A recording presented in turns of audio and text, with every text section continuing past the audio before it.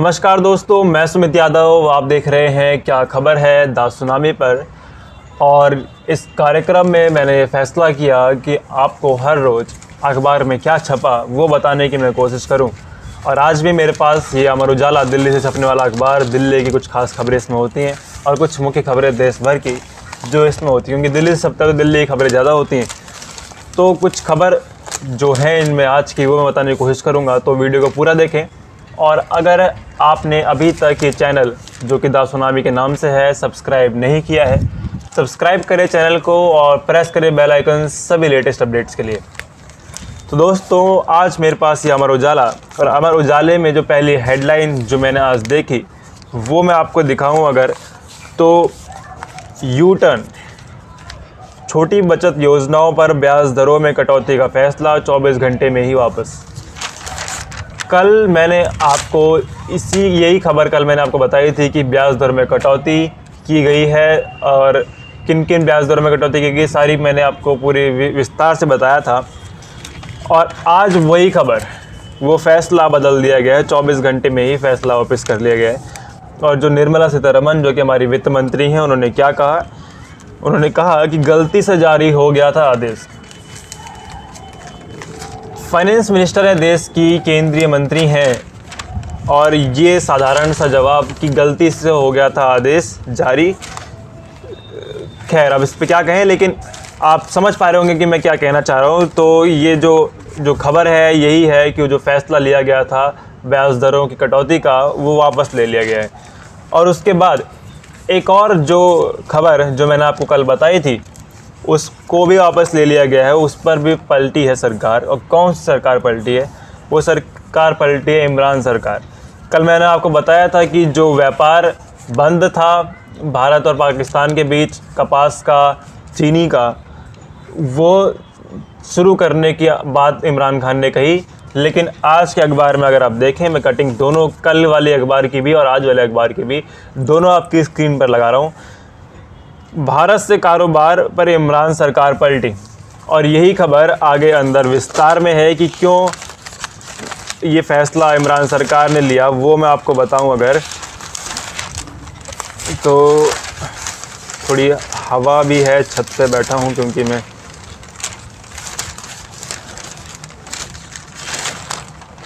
तो कश्मीर को बहाना बनाकर मुकर गया पाकिस्तान, ये भी मैं इसकी भी कटिंग आपके अखबार पर लगा रहा हूँ और थोड़ा सा पढ़ के भी सुनाना चाहूँगा। थोड़ा सा पढ़ के मैं आपको बताता हूँ कि क्या कहा है। भारत के साथ कारोबार बहाली की पहल करने का फैसला लेने वाला पाकिस्तान अगले ही दिन मुकर गया।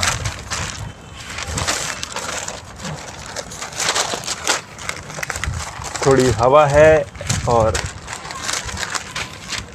तो उसने इसके लिए भारत सरकार के 5 अगस्त 2019 को कश्मीर के विशेष दर्जे के खात्मे का बहाना बनाया है।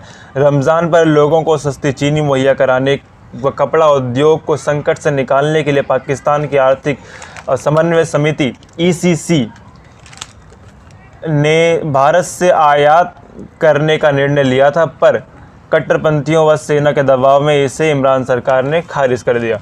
तो कल जो फ़ैसला इमरान सरकार ने लिया था और जो कल अखबार में छपा था, उससे इमरान सरकार पलट चुकी है। तो दो फैसले जो मैंने आपको बताए, एक भारत सरकार का फ़ैसला जो कि मध्य वर्गीय लोगों के लिए बहुत ही बुरी खबर थी, उससे भारत सरकार पलटी और वित्त मंत्री ने कहा कि गलती से जारी हो गया था आदेश। और उसके बाद ये फ़ैसला इमरान सरकार का, जो कि भारत और पाकिस्तान के व्यापार के बीच थमा व्यापार, उसको बहाली देने के लिए, उसको दोबारा शुरू करने के लिए फ़ैसला लिया गया था। लेकिन उससे इमरान सरकार अब पलट गई है। वजह बताई जा रही है, जो 5 अगस्त 2019 में कश्मीर के लिए फ़ैसला लिया गया, 370 धारा 370 हटाई गई, उसको बताया जा रहा है वजह कि वो पहले जैसा किया जाए, उसके बाद हम व्यापार दोबारा शुरू करेंगे, तब जाके स्थिति सामान्य हो पाएंगी। इसके अलावा अगर मैं बात करूँ तो बंगाल इलेक्शन की बातें हैं, वो हम आगे इसमें करेंगे आगे।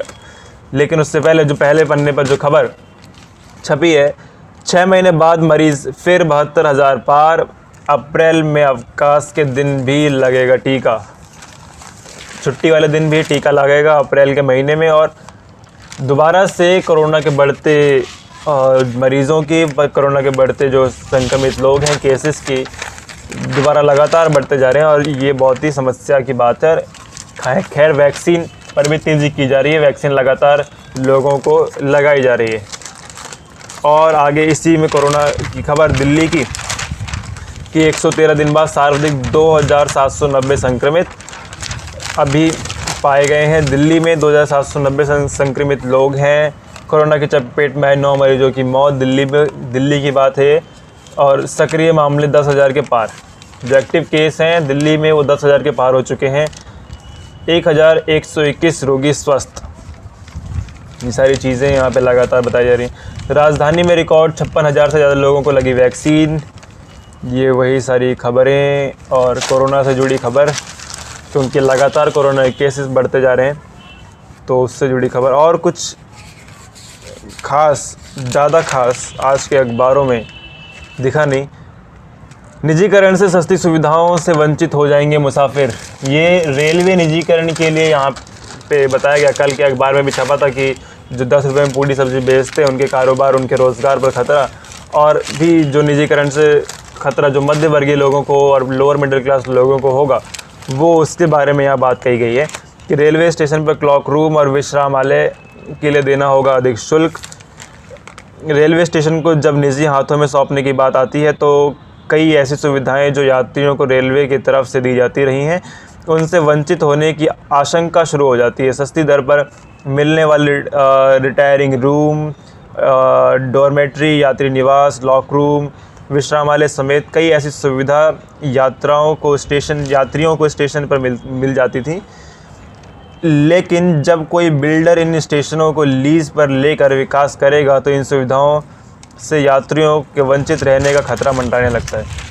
तो जो सुविधाएं पहले भारतीय रेलवे की तरफ से मिलती थी वो अब नहीं मिलेंगी, या फिर मिलेंगी तो महंगी मिलेंगी। इसका खतरा मध्यवर्गीय लोगों को हो रहा है। इसके बाद ये खबर है कि पूर्वी नगर निगम पर 40 लाख रुपए का जुर्माना, और ये जुर्माना लगाया है डीपीसीसी ने। दिल्ली पॉल्यूशन कंट्रोल कमेटी ने ये जुर्माना लगाया, क्योंकि जो पूर्वी दिल्ली में गाज़ीपुर में जो लैंडफिल साइट है वहाँ पर आग लगने की वजह से जो प्रदूषण फैला, उसके बाद 40 लाख रुपए का जुर्माना दिल्ली पॉल्यूशन कंट्रोल कमेटी ने पूर्वी नगर निगम पर लगाया है। ईस्ट दिल्ली म्यूनिसिपल कॉरपोरेशन पर। और उसके बाद में अगर बात करूं तो खैर आज के अखबार में कुछ खास ऐसा मुझे दिखा भी नहीं। तो बंगाल की अगर मैं बात करूं तो कल बंगाल में वोट डाले गए। 30 सीटों पर कल बंगाल में वोट डाले गए और 39 सीटों पर असम में वोटिंग हुई। थोड़ा अखबार मेरा उड़ गया वहाँ पर।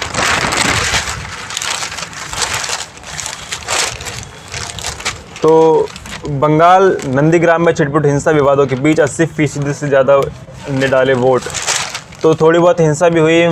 पूर्व मेदिनीपुर में तृणमूल का एक कार्यकर्ता की हत्या भी की गई और शुभेंदु अधिकारी के काफिले पर पथराव भी किया गया। तो थोड़ी बहुत हिंसा कल बंगाल में देखी गई।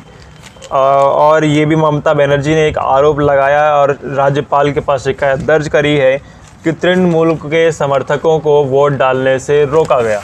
ये याचिका डाली है, ये अर्जी, ये शिकायत राज्यपाल के पास ममता बनर्जी ने डाली है कि तृणमूल के जो समर्थक हैं जो वोट कल डालने आए, उनको वोटिंग करने से, उनको वोट डालने से रोका गया है। और जिसके बाद ये बात कही जा रही। और कल 69 सीटों पर वोटिंग हुई। 30 सीट जिसमें बंगाल में आती हैं, बंगाल में 30 सीटों पर वोटिंग हुई और 39 सीटों पर आसाम में वोटिंग हुई। नंदीग्राम, जिसमें से नंदीग्राम में वोटिंग, नंदीग्राम वो हॉट सीट जहां से ममता बनर्जी खुद चुनाव लड़ रही हैं। नंदीग्राम को हॉट सीट माना जा रहा है इस बार बंगाल के चुनाव में। कि देखना होगा कि नंदीग्राम में क्या होता है, क्योंकि भवानीपुर इलाके से जब पहले ममता बनर्जी चुनाव लड़ती थी, लेकिन भवानीपुर छोड़कर अब की बार ममता बनर्जी नंदीग्राम आई हैं शुभेंदु अधिकारी के सामने। शुभेंदु अधिकारी जो लगातार नंदीग्राम से जीतते हुए आए, नंदीग्राम के विधायक रहे हैं, लेकिन टीएमसी के टिकट से रहे हैं। अब की बार भारतीय जनता पार्टी के टिकट से शुभेंदु अधिकारी खड़े। और इसके बाद अगर मैं आपको कुछ खबर बताऊं तो वही कोरोना की खबर यहाँ पे है कि दूसरी लहर हुई प्रचंड, फिर भी जांच में कंजूसी। केंद्र की बार बार हिदायत के बावजूद 80% प्रदेशों ने नहीं बढ़ाई टेस्ट की संख्या। टेस्ट नहीं हो रहे हैं, ये बात इसमें ये कही जा रही है। और एक दिन में दर्ज हुए 72,330 नए मामले। ये कल की खबर है कि कल 72,330 नए मामले दर्ज हुए कोरोना के। और एक चीज़ जो और है किसान आंदोलन से जुड़ी, वो मैं आपको बताना चाह रहा हूँ कि जो 26 जनवरी की जो घटना हुई, जिसमें लखा सिधाना और दीप सिद्धू को आरोपी माना गया। दीप सिद्धू गिरफ्तार भी हुआ, लेकिन लखा सिधाना जो जिस पे 1 लाख का इनाम रखा गया, उसके लिए कहा जा रहा है कि भीड़ जुटाने को लखा सिधाना की मदद लेगा किसान मोर्चा। ये हेडलाइन है, मैं आपकी स्क्रीन पर लगाऊंगा। तो ये लिखा जा रहा है कि भीड़ जुटाने को लखा सिधाना, और इसमें संयुक्त किसान मोर्चा ने मंजूरी भी इसको दी, क्योंकि ये अब वो समय चल रहा है जब फसल कटने का समय है, फसल बेचने का समय है, फसल बोने का समय है। तो जो धरना स्थल हैं जहाँ पे धरने दिए जा रहे हैं तीनों बॉर्डरों पर, वहाँ पर भीड़ की कमी होने की वजह से संयुक्त किसान मोर्चा ने ये फैसला लिया कि लखा सिधाना की हम मदद लेंगे भीड़ जुटाने के लिए। ये इसमें खबर है कि लखा सिधाना की मदद लेगा संयुक्त मोर्चा भीड़ जुटाने के लिए।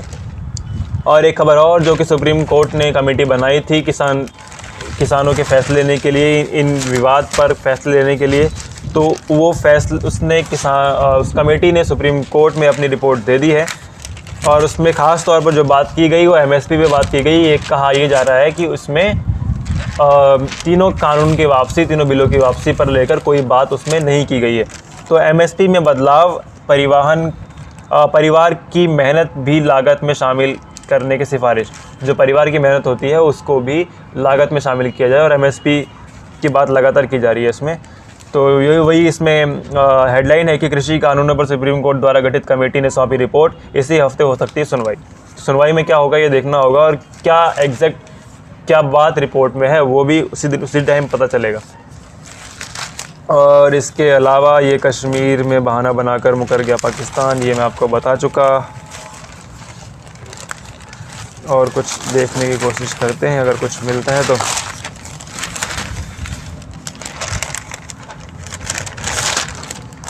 उसके बाद ये स्पोर्ट्स कॉलम में IPL की खबर है। IPL शुरू होने वाले हैं, 9 तारीख से IPL शुरू हैं। और आज धोनी की फ़ोटो छापी गई है, इसमें धोनी के धुरंधर वार के लिए तैयार। दिल्ली से मुकाबला, पहला मुकाबला मुंबई के साथ RCB का, उसके बाद दूसरा मुकाबला चेन्नई के साथ दिल्ली का। दिल्ली के नए कप्तान बनाएगा ऋषभ पंत। देखना होगा कि क्या होता है इस बार के IPL में। और उसके बाद एक जो खबर सभी लोगों के लिए अच्छी, वो विदेश की जो खबर है, विदेश नीति की दुनिया के कॉलम में। H1B वीज़ा प्रतिबंध खत्म, भारतीय पेशावरों के लिए बड़ी राहत। तो ये बात इसमें कही गई है। मैं आपकी स्क्रीन पर ये सारी हेडलाइंस की कटिंग लगाऊंगा। तो ये जो H1B वीज़ा खारिज किया गया था ट्रंप सरकार में, पिछले जो प्रेसिडेंट रहे, राष्ट्रपति रहे अमेरिका के, वो अब ख़त्म कर दिया गया है। जो उस पर प्रतिबंध लगाया गया था वो अब ख़त्म कर दिया गया है। अब जो लोग रोज़गार के लिए अमेरिका जाना चाहते हैं, उनके लिए जो H1B वीज़ा लगता है वो लोग जा सकते हैं। ये भारत के लिए भी अच्छी खबर है। तो दोस्तों आज के लिए इतना ही, आज के अखबारों में इतना ही, कुछ खास मुझे भी दिखा नहीं। तो जो बड़ी खबरें मुझे लगी वो मैंने आपको बताने की कोशिश करी, और सारी हेडलाइन मैं आपकी स्क्रीन पर लगाऊंगा। तो मिलेंगे अगली वीडियो में किसी और खबर के साथ, कहीं किसानों के बीच से या अखबारों के साथ। तो जुड़े रहें हमारे साथ, देखते रहें द सुनामी। मिलेंगे अगली वीडियो में, तब तक के लिए नमस्कार, खुश रहें, स्वस्थ रहें।